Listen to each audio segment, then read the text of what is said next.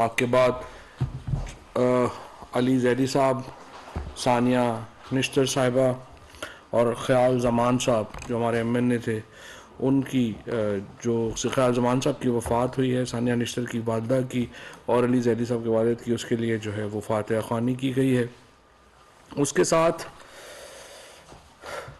جو سب سے اہم بات کابینہ نے جس کے اوپر آج کافی طویل وقت جو ہے وہ ہمارا صرف ہوا ہے، وہ جو جوڈیشری کے اس وقت کے ساتھ جو پالیسی ایشوز میں جو اس وقت ایک بڑا مسئلہ چل رہا ہے، وہ یہ چل رہا ہے کہ ہمارے ہاں جو سپریشن کو جس طریقے سے لیا گیا ہے، اس کے نتیجے میں ایک بہت خلا پیدا ہو گیا، انتظامی خلا پیدا ہو گیا ہے۔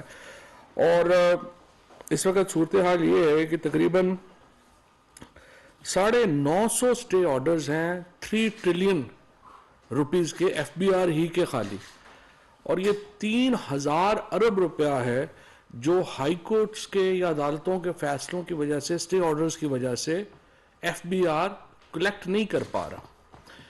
اور یہ اتنی بڑی رقم ہے کہ جس سے ایک بالکل آپ سمجھیے کہ ایک انتظامی بحران پیدا ہو چکا ہے۔ اور کابینہ نے یہ جو اسٹے آرڈرز ہیں ان کے اوپر پہلے پرائم منسٹر صاحب نے اپنی کنسرن کا اظہار کیا تھا، آج کابینہ نے بھی اس کنسرن کا اظہار کیا ہے، اور لا منسٹر اور اٹارنی جنرل سے یہ کہا گیا ہے کہ وہ چیف جسٹس پاکستان کے ساتھ اور جو ہائی کورٹ کے چیف جسٹسز ہیں ان کے ساتھ یہ معاملہ جو ہے وہ اٹھائیں۔ اب اس وقت تقریباً 150 اسٹے آرڈر ہر مہینے جو ہیں ان کا ہمیں سامنا ہے، اور اس میں غلطیاں تو یہ نہیں ہو، یہ بات تو طے ہے کہ ججز کی وجہ سے اسٹے نہیں ہو رہے، اس میں جو وکلا ہے، جو حکومت کے وکلا ہے، ان کی بھی خامیاں ہوں گی، اداروں کی بھی غلطیاں ہوں گی، لیکن یہ ایک بحران ہے جس سے اس وقت حکومت جو ہے وہ مل رہی ایک نبردآزما ہے۔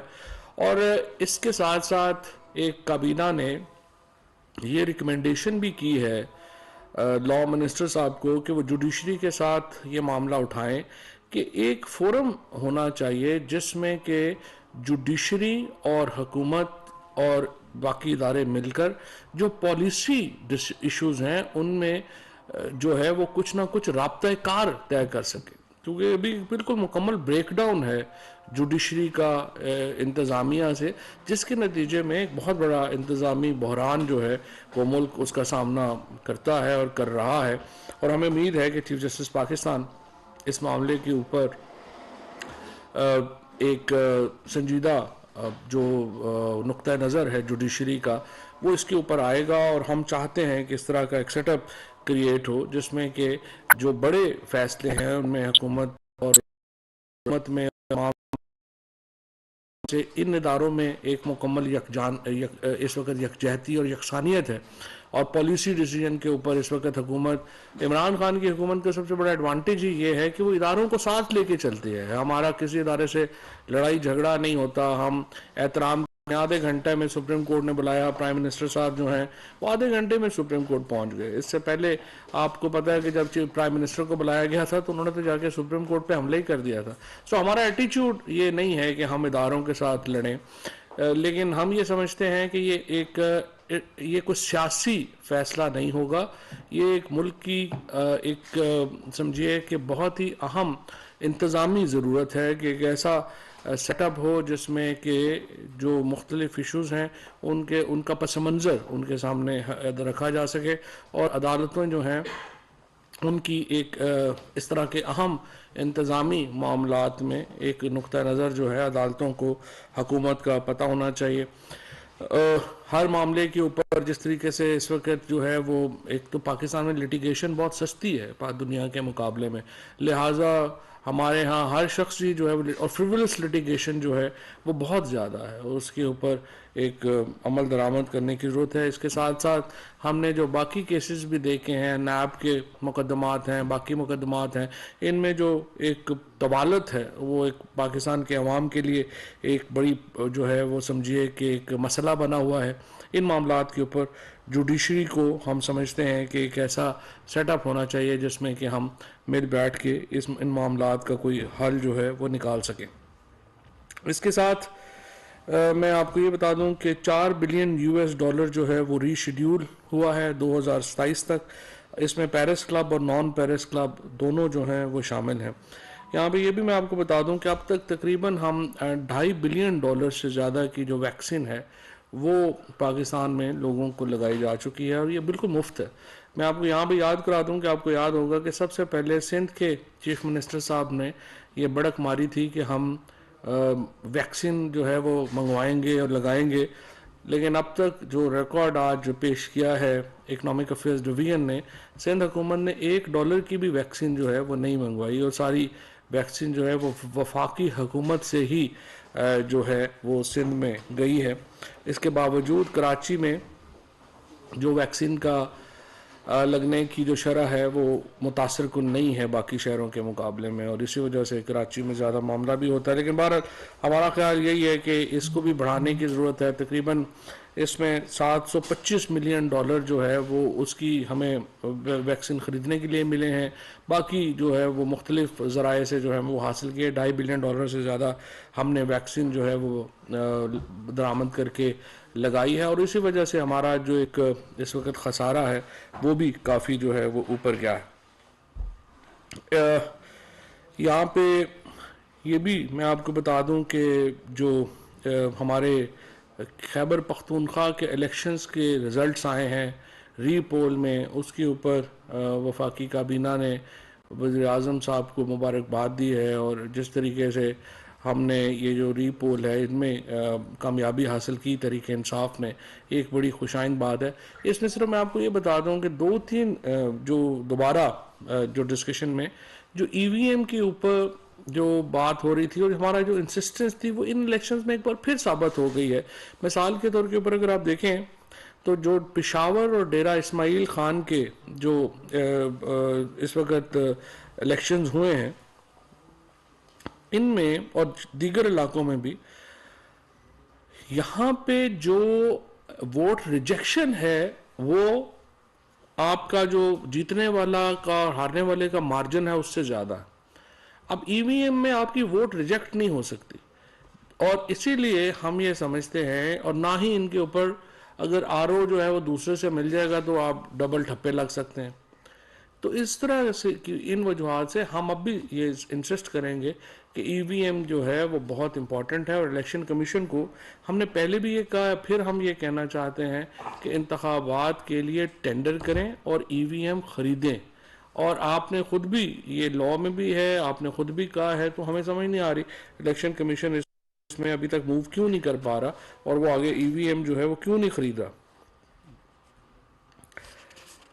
تقریباً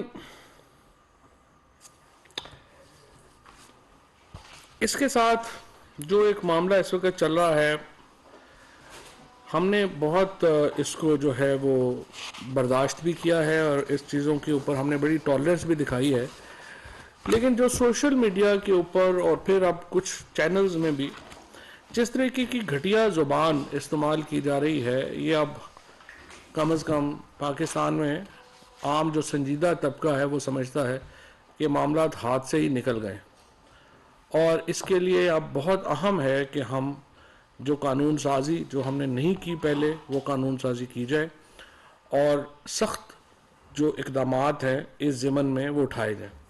کیونکہ اس قانون سازی نہ ہونے کی وجہ سے جو اس وقت سوشل میڈیا کے اوپر بھی اور کچھ جو ہمارے ٹی وی بھی ہیں ان میں بھی یوں لگ رہا ہے کہ قانون نام کی کوئی چیز ہی نہیں رہی.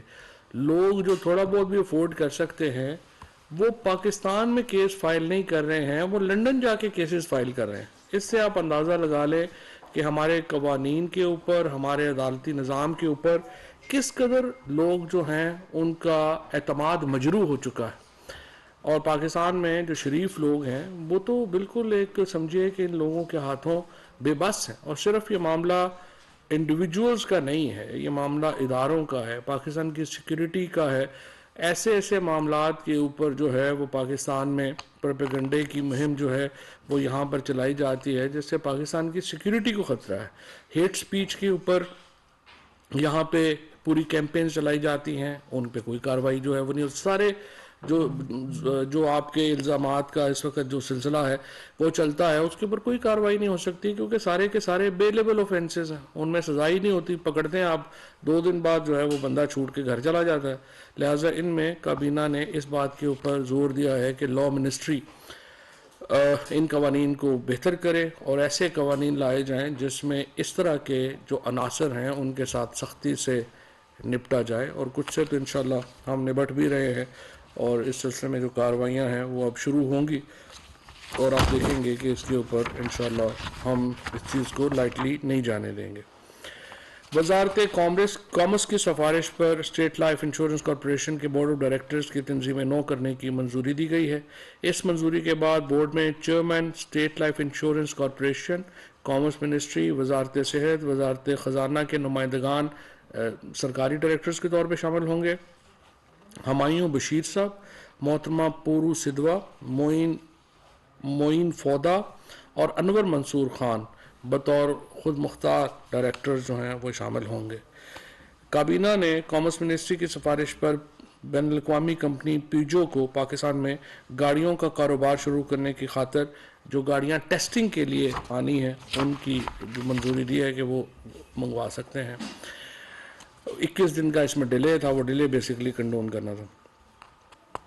اسی طرح سے کامرس منسٹری کی سفارش پر M S Tricom wind power private limited کو جمپر ٹھٹھا میں 50 میگا واٹ ونڈ اس کا ٹربائن کا منصوبہ ہے، اس کے لیے 2 کرینیں انہوں نے منگوانی ہیں، ان پہ کسٹم ڈیوٹی جو ہے اس کا استثنا دیا گیا ہے۔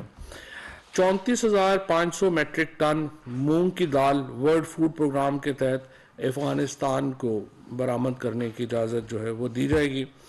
سعودی عرب کے ساتھ $821.80 ملین قرضوں کی ادائیگی جو ہے اس کو ری شیڈیولنگ ہو گئی ہے، مؤخر کر دیا گیا ہے 821.80، اور جس طرح میں نے آپ کو پہلے بتایا کہ تقریباً 2027 تک $4 بلین کی ادائیگیاں جو ہیں وہ مؤخر ہوں گی، اور یہ $4 بلین جو ہے یہ کووڈ ریلیف میں ہمیں ملا ہے بہت، پیرس کلب اور نان پیرس کلب دونوں سے۔ کابینہ نے وزارت خزانہ کی سفارش پر ملک کے معاشی استحکام کے لیے جاری کردہ بین الاقوامی بانڈز کی مدت میں توسیع کی منظوری دی ہے۔ ڈاکٹر نوید حامد کو مزید 3 سال کے لیے مانیٹری پالیسی کمیٹی پر بطور ممبر تعینات کرنے کی منظوری دی گئی ہے۔ جاوید حسن صاحب کو نیفٹیک کا جو چیئرمین دوبارہ 3 سال کے لیے اپوائنٹ جو ہے وہ کیا جا رہا ہے۔ اس کے ساتھ پاکستان کیبنٹ نے پہلی ڈیجیٹل کلاؤڈ پالیسی کی منظوری دی ہے۔ اس میں بنیادی طور کے اوپر اس وقت جو ڈیٹا ہے کلاؤڈ ڈیٹا وہ مختلف جگہوں پہ منقسم ہے، اس کو آئی ٹی منسٹری جو ہے وہ ایک جگہ پہ لانا چاہتی ہے، اور اس کے لیے کلاؤڈ پالیسی جو ہے وہ لائی گئی ہے۔ پرسنل ڈیٹا پروٹیکشن بہت ہی امپورٹنٹ لا ہے جو اب چلا جائے گا کابینہ کمیٹی کی ذیلی جو کمیٹی ہے لیجسلیشن اس تک چلا جائے گا۔ اسی طرح سے وزارت داخلہ نے پاکستان اور برطانیہ کے مابین شہریوں کی واپسی کے حوالے سے معاہدے کی رپورٹ جو ہے وہ پیش کی گئی۔ اس مقصد کے لیے داخلہ، خارجہ، انسانی حقوق اور مشیر برائے احتساب پر مشتمل کمیٹی قائم کی گئی تھی، اور اب اس کی سفارشات جو ہیں وہ مرتب ہو گئی ہیں، اب ان کو برطانیہ بھیجا جا رہا ہے۔ اسپورٹس پالیسی 2022 جو تھی وہ آج ہونی تھی، لیکن آج چونکہ وہ ڈاکٹر فہمیدہ مرزا کی طبیعت ٹھیک نہیں ہے تو یہ مؤخر ہو گئی ہے۔ لا اینڈ جسٹس کمیشن میں تعیناتیوں کی منظوری دی گئی ہے۔ جسٹس ریٹائرڈ میاں محمد اجمل، جسٹس ریٹائرڈ فیصل عرب صاحب، جسٹس ریٹائرڈ محمد سائر علی اور سینئر ایڈوکیٹ سید ایاز ظہور جو ہیں وہ کمیشن کے ممبر ہوں گے۔ کابینہ نے federal services tribunal Karachi office Karachi میں ایک کیمپ آفس کے لیے جو ہے وہ سیکریٹریٹ آرٹلری میدان میں زمین الاٹ کی ہے تاکہ وہ اپنا وہاں پہ بنا سکیں۔ ریمڈیزوائر جو 100 mg ہے اس کی ریٹیل پرائس جو ہے وہ 3,967 روپے 34 پیسے تھی، اس کو کم کر کے 2,308 روپے 63 پیسے جو ہے وہ کر دیا گیا ہے۔ یہ میں آپ کو بتانا صرف یہ چاہتا ہوں کہ پاکستان کی کامیابیوں کو اتنا ہم نہیں کرتے۔ یہ ریمڈیزوائر کا جو انجیکشن جو کہ کووڈ کے شروع کے دنوں میں پاکستان میں بہت مہنگا تھا، سفارشوں پہ مل رہا تھا اور بہت ہی مہنگا تھا، اب پاکستان اس کا میجر ایکسپورٹر ہے دنیا میں. ریمڈیسوائر یہاں پہ بن کے پاکستان میں باہر جا رہا ہے. اور اسی طرح سے جو کووڈ مٹیریل جو 26 فروری کو 2019 کو جب پہلا کیس آیا تھا, ہم کچھ بھی اپنا نہیں بنا رہے تھے, لیکن اب الحمدللہ پاکستان پوری دنیا کو کووڈ کے جو مٹیریل ہے وہ ایکسپورٹ کرتا ہے. یہ بہت ہی ہماری بڑی کامیابی ہے. اسی طریقے سے آج ایک اور بڑی جو پالیسی ہے اس میں وزارت صحت نے ایکٹیو فارماسیوٹیکل انگریڈینٹ یعنی اے پی آئی صنعت کی ترقی اور فروغ کے لیے نئی پالیسی دی ہے. اے پی آئی یہ ہو رہا ہے کہ اس وقت جو زیادہ تر دوائیاں پاکستان میں بن رہی ہیں وہ اس کی آپ سمجھیں کہ اسمبلنگ ہو رہی ہے. ہم سارا اس کا را مٹیریل باہر سے منگاتے ہیں اور یہاں پہ ہم دوائی بناتے ہیں.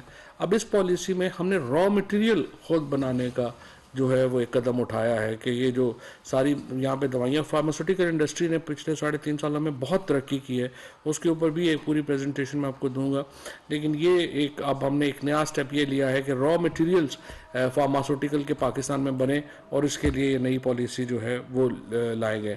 ایک اور بہت ہی بڑے فیصلے میں ہم نے فیصلہ کیا ہے کہ اوورسیز پاکستانیز جو کہ پی ٹی آئی کی ایک بہت اہم سپورٹ بیس ہے, اور ہم اوورسیز پاکستانیز کے مفاد کے لیے, ان کے فائدے کے لیے ہر وقت کچھ نہ کچھ سوچتے ہیں, کرتے ہیں. اسی روایت کو برقرار رکھتے ہوئے ہم نے اوورسیز پاکستانیز کے لیے ایک سپریٹ عدالتی نظام وضع کرنا جو ہے اس کی منظوری دی ہے. اس نظام کے تحت جو اوورسیز پاکستانیز کے مقدمات ہیں وہ سمری ٹرائل کے طور کے اوپر جو ہے وہ سنے جائیں گے. اور اسلام آباد کا جو ایکٹ ہے وہ آج کابینہ نے بنا کے بھیج دیا ہے سی سی آئی کو, اور اس کے ساتھ خیبر پختونخوا اور پنجاب بھی یہی قوانین جو ہیں وہ لے کے آئیں گے, جس کے بعد ہمارے پنجاب کے پی اور اسلام آباد جو جہاں جہاں پہ پی ٹی آئی کی گورنمنٹس ہیں, اسی کو ہم کشمیر اور گلگت بلتستان میں بھی کریں گے. وہاں پہ اوورسیز پاکستانیز کے لیے ایک سپریٹ عدالتیں جو ہیں وہ ہوں گی جو سمری کی ٹرائل کی بنیاد کے اوپر کیسز کے فیصلے جو ہیں وہ کریں گی. اصولی طور کے اوپر تو جوڈیشری جو ہے وہ اگر دیکھے تو اس طرح کے مقدمات جو ہیں وہ ہر شہری ہی کا حق ہے کہ وہ جلدی ہوں, لیکن چونکہ یہاں پہ تھوڑا اوورسیز پاکستانیز باہر سے انویسٹمنٹ کر کے آتے ہیں, لگاتے ہیں, اتنا عرصہ یہاں رہ نہیں سکتے, ان کی مجبوریاں ذرا زیادہ ہیں, تو ان کے لیے یہ جو ہے وہ کیا گیا ہے کہ اس کو ہم کیسے لے کریں. کابینہ نے بسکا بلاک میں چائنا زنہوا آئل کے جو ورکنگ انٹرسٹ اینڈ آپریشن شپ کا 33.5% حصہ پاکستان پیٹرولیم لمیٹڈ کو منتقل کرنے کا منظوری جو ہے وہ دی ہے. پیٹرولیم منسٹر نے یہ بتایا ہے کہ یہ بڑا ایک پیٹرول کے حوالے سے فرٹائل ایریا ہے, اور ہمارا خیال ہے کہ جو اس کے اوپر اس وقت کام ہو رہا ہے وہ غیر تسلی بخش ہے, لہٰذا اس کا بڑا حصہ پاکستان پیٹرولیم کو دیا گیا ہے کہ وہ خود ایک ایکسپلوریشن کی وہاں پہ کوشش جو ہے وہ کرے. بریگیڈیئر ریٹائرڈ توفیق احمد صاحب کو MP1 اسکیل میں director general national institute of electronics کے عہدے پر تعینات کیا گیا ہے. NI national institute of electronics بہت ہی اہم ادارہ ہے وزارت سائنس کا, مجھے امید ہے کہ اس سے ایک بہت بڑا جو تبدیلی ہے وہ اس میں آ سکے گی. نیشنل اکنامک کونسل کی سالانہ رپورٹ 2020-21 جو ہے وہ پیش کی گئی ہے. اس کے بعد کابینہ نے کمیٹی برائے ٹرانسپورٹ اینڈ لاجسٹک کے 27 جنوری 2022 کے منعقدہ اجلاس میں لیے گئے فیصلوں کی توثیق کی ہے. اس میں سب سے امپورٹنٹ جو Karachi port trust Pipri dedicated freight corridor ہے منسٹری آف ریلویز کا, یہ جو ریلوے ہے یہ ایک کراچی کے لیے اور پورٹ کے لیے گیم چینجر پروجیکٹ ہے, جس کے بعد ایک ریلوے کو ایکسیس ہو جائے گا پورا. ایک تو یہ کہ وہ پورٹ کے اندر تک جا سکیں گے, اور دوسرا ایک یہ جو ہمارے وہاں پہ کنٹینرز ہیں ان کو سٹور کرنے کے لیے ایک پورا نیا پروجیکٹ جو ہے وہ بنائیں گے. گیم چینجر پروجیکٹ ہے ریلوے کا اور منسٹری آف میری ٹائم کا, جو کراچی بندرگاہ کو ایک بالکل بدل کے رہ جائے گا. ادارہ جاتی اصلاحات کمیٹی یعنی کیبنٹ کمیٹی اور انسٹیٹیوشنل ریفارمز کے 5 اور 12 جنوری کے منعقدہ اجلاسوں میں لیے گئے فیصلوں کی توثیق کی گئی ہے. اس میں جو مرجر ہوگا جو IFC ہے یعنی انڈسٹری فیسیلیٹیشن سینٹر اس کو پاکستان انڈسٹریل ڈیولپمنٹ کارپوریشن میں مرج کر دیا گیا ہے اور ministries of industries and production میں اس کو ڈال دیا گیا ہے. اسی طرح سے جو شوگر ایڈوائزری بورڈ ہے اس کو ابھی اس کے اوپر حتمی فیصلہ نہیں ہوا, بارلی اگلی دفعہ آئے گا تو دیکھیں گے.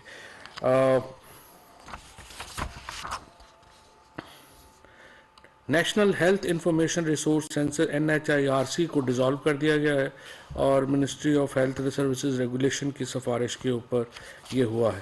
ECC کے 9 فروری 2022 کے جو اجلاس ہیں ان میں جو فیصلے ہوئے ہیں ان کی جو ہے وہ توثیق کی گئی ہے. اس میں 555 ملین روپیہ ای پروکیورمنٹ پروجیکٹ کے لیے پیپرا جو ہے اس کو دیا گیا ہے. ٹیکنیکل سپلیمنٹری گرانٹ 8.190 بلین کی جو ہے وہ سسٹینیبل ڈیولپمنٹ گولز کی جو ہے وہ دی گئی ہے سیپ پروگرام کی. اسی طرح سے پاکستان آرمی کی جو کووڈ-19 ریلیٹڈ ریکوائرمنٹس ہیں ان کو پورا کرنے کے لیے جو پیسے تھے وہ ریلیز کیے گئے ہیں. اسی طریقے سے جو آج کابینہ نے 15% جو سیلری انکریز کی تھی, پرائم منسٹر صاحب نے بلوچستان میں اعلان کیا تھا جو سول آرمڈ فورسز کی, اس میں اس کی جو ہے وہ منظوری دی ہے. اور اسی طریقے سے جو وفاقی حکومت کی 1 تا 19 تک کے ملازمین ہیں ان کے لیے بھی 15% ڈسپیرٹی ریڈکشن الاؤنس جو ہے وہ اپروو کیا گیا ہے. یہ تھے جی آج کے معاملات. جناب صاحب نوید حکومت آج نیوز سے یہ بتائیے گا کہ کابینہ نے آج کوئی پیٹرولیم اسمبلی کے اوپر بھی کوئی غور کیا ہے کہ پیٹرولیم بڑھے گی کم ہوگی قیمت اس حوالے سے بتائیں گے آج کیا ہوگا؟ یہ کابینہ کا فیصلہ نہیں ہوتا, یہ فیصلہ جو ہے یہ تو جو ہے وہ ایک فائنانس منسٹری کا فیصلہ ہوتا ہے. لیکن جو اس وقت حالات ہیں اس میں ظاہر ہے کہ اس کے علاوہ کیا چارہ ہوگا کہ آپ پیٹرول کی قیمت جو ہے وہ بڑھائیں گے. اس میں دیکھیں تیل ہمارے ہاں تو ظاہر ہے ہم تو نہیں ہمارے یہاں پروڈیوس تو نہیں ہوتا, یہ تو دنیا میں پروڈیوس ہو رہا ہے. اس وقت جو حالات چل رہے ہیں یوکرین میں اور دنیا آپ دیکھیں کس طرح سے ایک دوسرے کے حالات کو متاثر کرتی ہے کہ یوکرین کے اور جو اس وقت یورپ میں اور جو ٹینشن بنی ہوئی ہے امریکہ میں اس کی وجہ سے جو انٹرنیشنل پرائس ہے آپ کی تیل کی وہ شوٹ اپ ہو گئی ہے. اب وہ اس میں ہم کتنی دیر جو ہے وہ روک سکتے ہیں. ہمارے ہاں تو بلینز آف روپیز ہمارے پاس تو ہے نہیں جو کہ ہم جو ہے روزانہ اس میں دے سکیں. تو ظاہر ہے قیمتیں بڑھیں گی, اس میں کوئی شبہ نہیں. ثناء اللہ صاحب ایک تو یہ بتایا آپ نے کہا کہ سندھ نے ڈالر کی بھی ویکسین نہیں خریدی, پنجاب اور کے پی نے کتنی امپورٹ کی؟ انہوں نے کہا ہی نہیں تھا نا, انہوں نے تو پہلے ہی کہا تھا کہ ہم فیڈرل گورنمنٹ سے لیں گے. میں تو صرف ان بڑکوں کی بات کر رہا ہوں جو لگائی جا رہی تھی اس میں. اچھا سر یہ بتائیں کہ اپوزیشن جو آج کل بات کر رہی ہے طریقے عدم اعتماد لانے کی, آپ کی حکومت کل بھی آپ کی میٹنگ ہوئی تھی, اسٹریٹجی کیا ہے, کس طریقے سے نپٹا جائے گا, آیا کہ آپ تیار ہیں اس چیز کے لیے؟ لیکن یہ پہلی بات تو یہ ہے کہ یہ جو طریقے عدم اعتماد انہوں نے لانی ہے اس دن بھی آپ نے دیکھا کہ ان کا یہ تو 3 سال میں تقریباً 13 کوششیں کر چکے ہیں حکومت ہٹانے کی, ان سے حکومت نہیں ہٹی. اب سوال یہ ہے کہ یہ جو فضل الرحمان صاحب ہیں یا بلاول صاحب ہیں یا مریم ہیں یا شہباز شریف صاحب ہیں, اب آپ مجھے بتائیے کہ حکومت ہٹانے کی ان کی اس وقت ان میں سخت ہے. اس وقت تو یہ اپنے بوجھ کے تلے دبے ہوئے ہیں. فضل الرحمان صاحب کو آپ سمجھتے ہیں کہ کیا وہ پاکستان میں حکومت بنا سکتے ہیں؟ 1150 پاکستان میں سیٹیں ہیں جن پہ الیکشنز ہوتے ہیں. JUI الیکشن ہی 60-70 سیٹوں پہ لڑتی ہے. PMLN جو ہے وہ 6 ڈویژنوں کی پارٹی ہے. پیپلز پارٹی جو ہے وہ 5 ڈویژنوں کی پارٹی ہے. اب یہ سارے جب ایک دوسرے کے ساتھ اکٹھے ہوتے ہیں تو پھر عمران خان کی بات آپ کو یاد آنی چاہیے کہ یہ سارے چور اکٹھے ہو جائیں. تو ان کا اکٹھے ہونے کا مقصد صرف ایک ہے, وہ یہ کہ اپنے جو مقدمات ہیں, جب بھی آپ شہباز شریف کا جو کیس ہے جس کے اوپر ابھی فروخ حبیب جو ہے وہ ریزولوشن بھی لے کے جا رہے ہیں نیشنل اسمبلی کے اجلاس میں کہ یہ اجلاس یہ جو کیس ہے اس کو لائیو دکھایا جائے تاکہ لوگ دیکھ سکیں کہ کس طرح سے چپڑاسی مقصود چپڑاسی جس کی تنخواہ بیچارے کی 20-25 ہزار ہے اس کے اکاؤنٹ سے 4 ارب روپیہ نکل آیا. مسرور احسن جو ہے جو 15,000-18,000 کا ملازم تھا اس کے اکاؤنٹ سے اربوں روپے نکل آئے. منظور پاپڑ جو والا جو پاپڑ بیچتا تھا اس کے اکاؤنٹ سے, تاکہ یہ لوگ یہ ساری ایویڈنس جو ہے وہ خود دیکھ سکیں. یہ بڑا امپورٹنٹ ہے کہ یہ کیس جو ہے وہ چلے اور اسمبلی میں انشاءاللہ اس پہ بڑی بحث ہوگی اس بار کہ کیا ایسے مقدمات جو ہیں ان کو لائیو دکھانا چاہیے یا نہیں دکھانا چاہیے. اور میرا یہ خیال ہے کہ یہ اگر ان کیسز سے بچ گئے تو تحریک عدم اعتماد لائیں گے نا. فی الحال تو مجھے تحریک عدم اعتماد تو نظر نہیں آ رہی ہے, مجھے جیلیں نظر آ رہی ہیں جو ان سب کے لیے تیار ہیں. عمر جاٹ صاحب دنیا نیوز سے. سر دو سوال چھوٹے چھوٹے. سر ایک تو یہ کہ آپ کے جو اتحادی ہیں ایم کیو ایم کے امین الحق صاحب, انہوں نے ایک پروگرام میں کیٹیگوریکلی کہا کہ ہم نے جو دورے کیے تھے اپوزیشن سے یا سیاسی رہنماؤں سے ملے ہیں, اس کا مقصد تھا کہ انہوں نے جو بلدیاتی بل پہ ہماری حمایت کی اس کا شکریہ ادا کرنا تھا. دوسرا کل مولانا صلاحی صاحب نے بڑا کیٹیگوریکلی کہہ دیا کہ ہم ساتھ ہیں پرائم منسٹر کے یا پی ٹی آئی کی گورنمنٹ کے.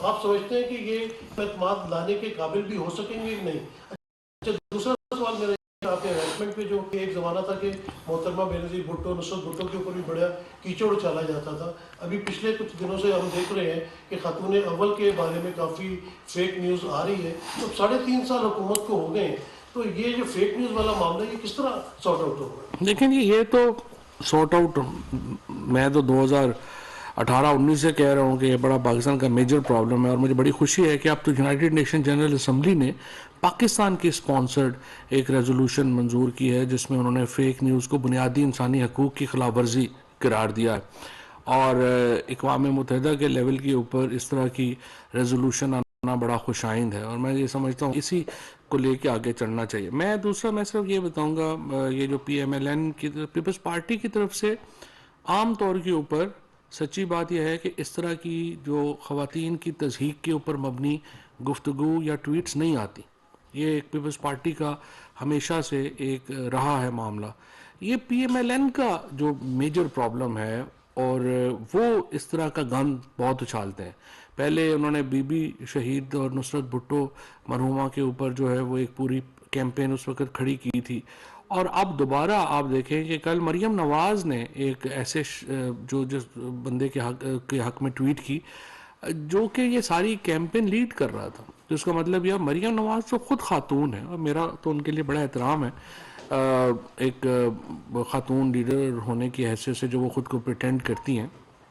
ان کو تو کبھی بھی آپ اس طرح کی جو کیمپینز ہیں اس کو سپورٹ نہیں کرنا چاہیے, اور اسپیشلی اس کا دیکھتے ہوئے کہ اس کا سب سے بڑا نقصان تو ان کو خود ہوگا.